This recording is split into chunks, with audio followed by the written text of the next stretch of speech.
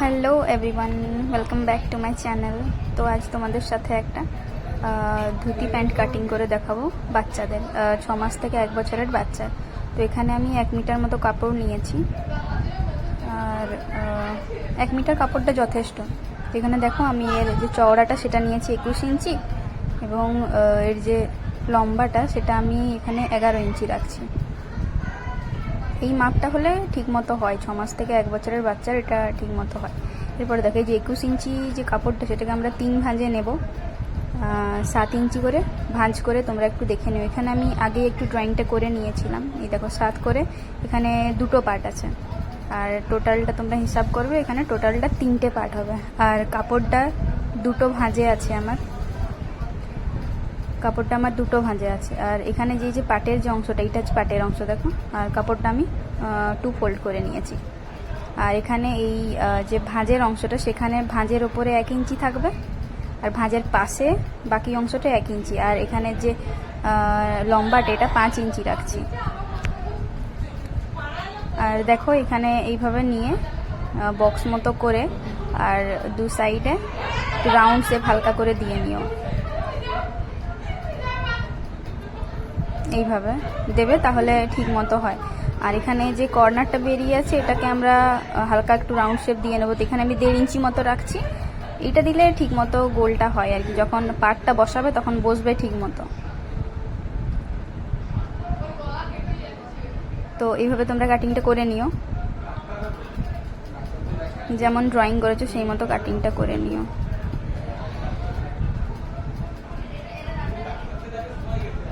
আর এটা যারা নতুন কাজ শিখছে তাদের জন্য খুব একটা ইম্পর্ট্যান্ট ভিডিও, কারণ দেখলেই যে কেউ শিখতে পারবে।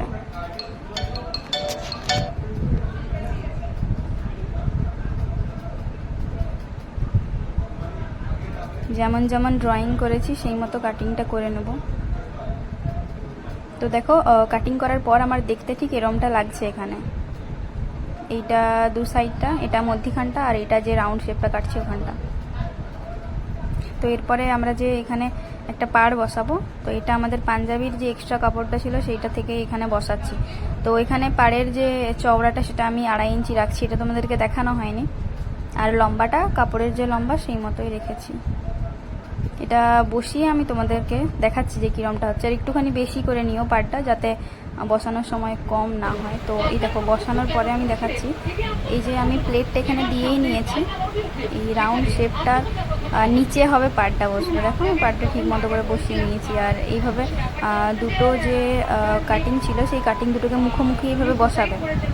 আর এখানে যে ক্লিপটা হয়েছে সেটা কোন মাপে, এইখানে যে মাপটা, এই যে দেখো আমার এখানে 5 ইঞ্চি 2 সুত মতো হয়েছে, এই মাপটাই আমি এখানে প্লেট দিয়ে নিয়েছি। তোমরা একটু পিন দিয়ে মতি পিন বসিয়ে দেখে নিও যে কতটা কি হচ্ছে।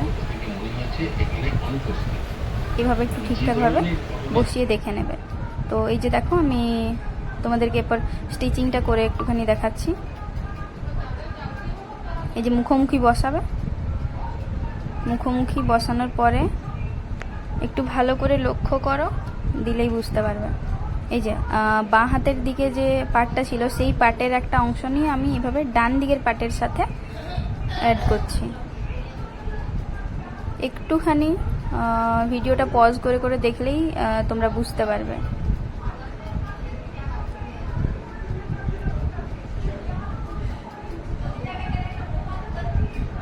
দেখো এই যে এইখানে 2টো পার্ট আমার সেলাই হয়ে গেছে, এখানে 2টো পার্ট সেলাই হয়েছে, ডান দিকের একটা পার্টের অংশ আর বাঁ দিকের পার্টের অংশটা। এরপরে দেখো বাঁ দিকের যে অংশটা সেটাকে এইভাবে হাতটা ঘুরিয়ে তারপর এখানে এর সাথে অ্যাটাচ করব, তাহলেই একদিকের পাটের অংশটা যেটা ওটা তৈরি হয়ে যাবে।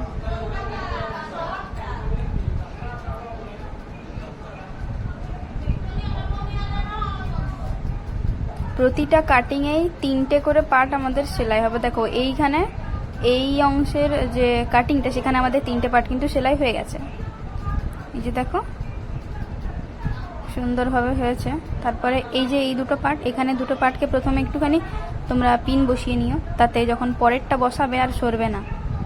তো পিনটা বসিয়ে এই দেখো এই যে এটা বাকি রয়েছে, এই যে আরেকটা কাটিং যেটা ধরে রয়েছি আমি, এইটা এটাকে এইভাবে হাতের ঘুরানোটা ঠিক মতো দেখো, এই যে এইভাবে বাঁ পাশেরটা এনে বাঁ পাশের মাথার অংশটা থেকে নিচের অংশ অবধি আর যে অংশটা বাকি ছিল সেটাকে ধরে একসাথে সেলাই করে নেব, তাহলেই এইখানে অংশটা রেডি হয়ে যাবে। একটুখানি সাবধানে করো, কারণ যেহেতু পার্টটা একটু অন্যরকম তো তাই ঠিক মতো করে দেখে করো। আর এখানে বেশিটা করে সেলাই দিতে যাবে না, 1/2 ইঞ্চির থেকে কমই সেলাইটা রাখবে। আর দেখো সেলাই হওয়ার পরে এই যে দুটো অংশ দুপাশেরই এরম দুটো অংশ আছে, এইগুলোতে আমাদের প্লিটটা বসবে। তো এই যে দেখো পেছন দিকের এইটা পেছনের অংশটা, আর এখানে আমি দুটো পার্ট করেই তোমাদেরকে দেখিয়ে দিচ্ছি, তাতে যারা নতুন শিখছো তাদের ক্ষেত্রে একটুখানি সুবিধা হয়। তো দেখো এইভাবে পার্টটা হালকা হাতে করো। আর এই যে রাউন্ড শেপটা যখন তোমরা দিয়েছিলে না, এই দেখো রাউন্ড শেপটা এখন কাজে লাগছে। এই যে যখন তোমরা এইভাবে প্লেটটা বসাবে তখন দেখবে তোমাদের ওটা খুবই কাজে আসছে, কারণ যখন পাড়টা বসাবে এই পাড়ের অংশটা দিয়ে, আর আমার পাড়ের এখানে যে চওড়া ছিল আমি সেই পাড়ের চওড়া মতো এখানে নিয়ে আর বসিয়ে নিয়েছি। এটা খুবই সহজ। আর দুটো অংশ করেই তোমাদেরকে আমি দেখিয়েছি যাতে তোমাদের একটুখানি বানাতে সুবিধা হয়। আর তোমরা এই ভিডিও দেখে ট্রাই করো, অবশ্যই সঠিকটাই হবে, ট্রাই করতে পারো একবার।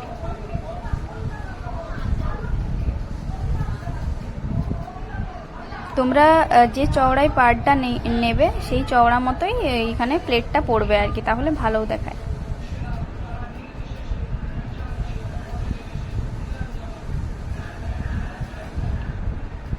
আর দেখো এইভাবে আমাদের যে নিচের অংশটা সেটা আমরা রেডি করে নিয়েছি। এরপরে কোমরের যে অংশটা বসবে সেইটা কিভাবে নেবে, তো কোমরের পার্টটা আমরা পরে কাটিং করেছি, কারণ এখানে কোমরটা রেডি হওয়ার পরে কাটিংটা করলে সুবিধা বেশি হয়। তো এখানে দেখো আমার এখানে আসছে যে লেন্থটা, এখানে লেন্থটার কোনো প্রয়োজন নেই সেরমভাবে। এখানে আমাদের যে চওড়াটা আমরা নেব ওই অংশে সেটা আমরা 4 ইঞ্চি রেখেছি, আর এইভাবে স্কেল দিয়ে এটা সোজা করে নিয়ে আর কাটিংটা করে নিও। এরপরে একটা অংশ পার্ট করে একটা অংশ এই সোজা সোজা সেলাই দিয়ে বসিয়ে নিও। এই অংশটা হয়ে গেলে ঠিক মতো তারপর দেখবে, তারপরে এইটা বসাবে, এটা বসিয়ে দেখবে যে পার্টটা কতটা তোমার লাগছে। ওখানে বসিয়ে দেখার পরে দেখবে যেখানে শেষ হচ্ছে তার থেকে 1/2 ইঞ্চি মতো বেশি দাগটা নিয়ে নিও, 1/2 ইঞ্চি বা 0.75 মতো একটুখানি বেশি নিও, তাহলে এই যে যখন আমরা ওই বেল্টের ঘরের জন্য যে সেলাইটা করব তাতে সুবিধা হবে। তো দেখো ওখানে যে এক্সট্রাটা রেখেছিলাম সেটা আমরা এইভাবে সেলাইটা দেবো। প্রথমে একটুখানি দেখে নিও আর হাতে নখ দিয়ে একটু চেপে চেপে নিও, তাহলে তোমরা বুঝতে পারবে যে সেলাইটা আসলে কীরকমটা হবে। তো দেখো এইভাবে আমি করে নিয়েছি। এরপর আমি প্রথমে এই ধুতির নিচের পাটের সাথে এটা অ্যাটাচ করে নেব, তারপরে এখানে তোমাদেরকে এর সাথে যে ইলাস্টিকটা ছিল সেটা অ্যাটাচ করেই দেখাবো। দেখো এটা আমাদের পার্ট, আর এখানে আমরা এইভাবে এটাকে বসিয়ে নেব।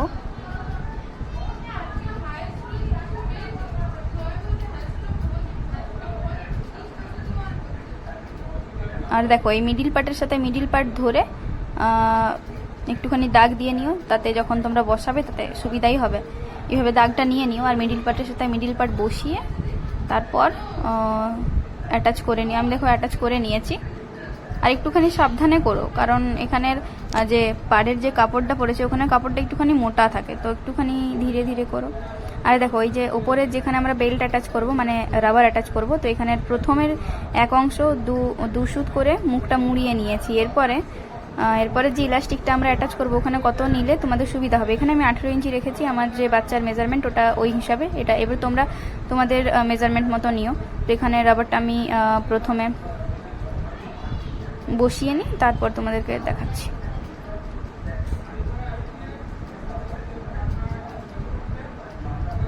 আর এই ইলাস্টিকটা যখন সেলাই করবে তখন হালকা হাতেই করো। দেখো আমি করে নিয়েছি, তোমরাও এইভাবে করবে। তো এরপর দেখো এই যে মুখটা যেটা প্রথমে মুড়িয়ে নিয়েছিলাম 2 সুত করে, সেই 2 সুত মুখটা ছেড়ে বাকি অংশ আমার ইলাস্টিকটা হবে। মানে যখন দেখো এই যে যখন প্রথম সেলাইটা তোমরা দিচ্ছ তখন সেই 2 সুত যে আমরা প্রথমে মুখটা মুড়িয়েছিলাম সেই 2 সুতের ওপরেই দেব, ইলাস্টিকটায় আমরা সেলাই দেব না। ইলাস্টিকের সেলাইটা আমরা পরে দেব। এখন দেখো ওই ইলাস্টিকটা ছেড়ে একটুখানি যে কাপড় আমাদের বেঁচে থাকছে সেই এক্সট্রা কাপড়টাতে আমরা সেলাই লাগাবো। এই দেখো সেই এক্সট্রা কাপড়টায় আমরা সেলাইটা লাগাবো। আর এইভাবে একটুখানি সাবধানে করো যাতে ইলাস্টিকে সেলাইটা না পড়ে। ইলাস্টিকের সাইডে সাইডে একটুখানি করো। আর দেখো এখানে আমি অ্যাটাচ করে নিয়েছি। আর যখন ইলাস্টিকটা লাগানো শেষের পর্যায়ে পৌঁছাবে তখন একটুখানি কাপড়টা টেনে টেনে করো, যাতে ইলাস্টিকের উপরে ওই সেলাইটা না চাপে। আর এই যে প্রথম সেলাইটা আমি দিয়ে নিয়েছি, তারপরে একটুখানি অ্যাডজাস্ট করে নিও। এই কোমরটাকে ধরে একটুখানি চেপে চেপে দিও, তাহলে একটু অ্যাডজাস্ট করে নিও। এইভাবে একটু অ্যাডজাস্ট করবো, তাহলে মিডিলে যে সেলাইটা আমরা ইলাস্টিকের দেবো সেটা আমাদের দিতে সুবিধা হবে। এই যে দেখো মিডিলের ইলাস্টিকের যে সেলাইটা, সেটা প্রথমে একটুখানি চাপ সেলাই দিয়ে নিও, তারপরে হচ্ছে যে শুরু করবে। তো শুরুটা কিভাবে করবে, প্রথমে সেলাইয়ের মুখটা বসিয়ে যখন শুরু করছো, সেই শুরুতে সুতাটা দুবার খাইয়ে তারপর শুরু করবে। আর ইলাস্টিকটা এইভাবে টেনে টেনে কাপড়ের সাথে অ্যাডজাস্ট করে তারপর দিও। যারা নতুন তারাও পারবে এইভাবে করলে।